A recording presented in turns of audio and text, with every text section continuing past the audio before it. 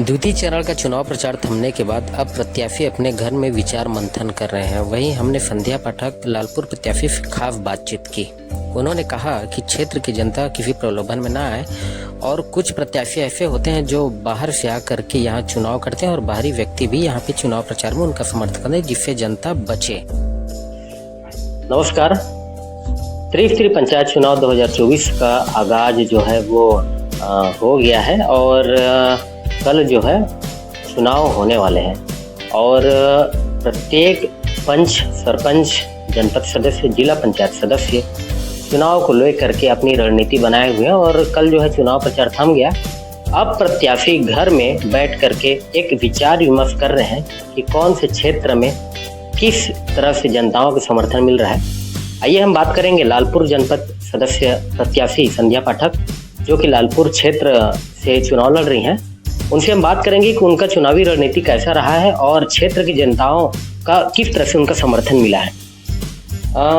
जिस तरह से लालपुर क्षेत्र में आप चुनाव लड़ रही हैं, कैसा समर्थन मिल रहा है, कैसी तैयारी रही है आपकी? तैयारी तो बहुत अच्छी है, जनताओं का रुझान भी बहुत अच्छा है, जनप्रतिनिधि मेरे तरफ आकर्षित हैं और उन लोग विकास चाह रहे हैं और मैं विकास ही करना चाहती हूँ, अपने गांव का विकास करना चाहती हूँ।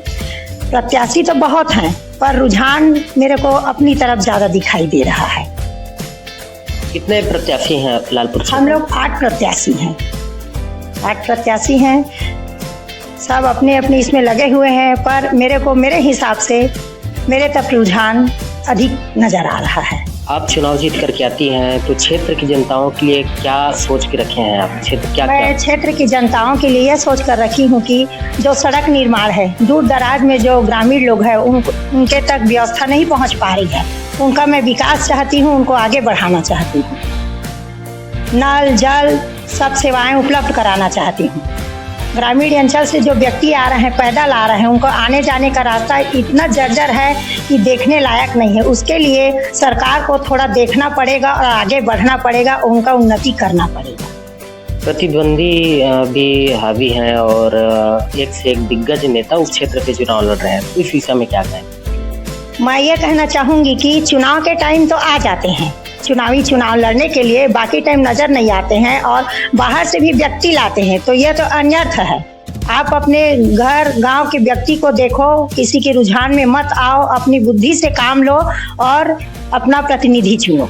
जनता से क्या अपील करना चाहते हैं आप? जनता से मैं अपील यह करना चाहती हूँ कि अपना दिमाग का उपयोग करें, प्रलोभन में न आए और एक उचित प्रतिनिधि का चुनाव करें।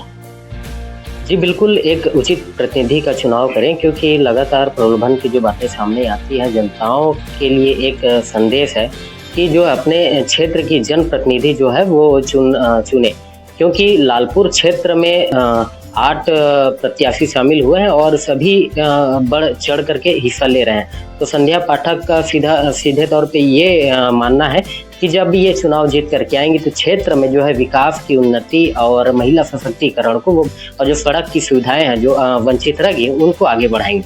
अब देखना ये होगा कि नतीजा जो है कल आने वाली है और शाम तक जो है नतीजा आ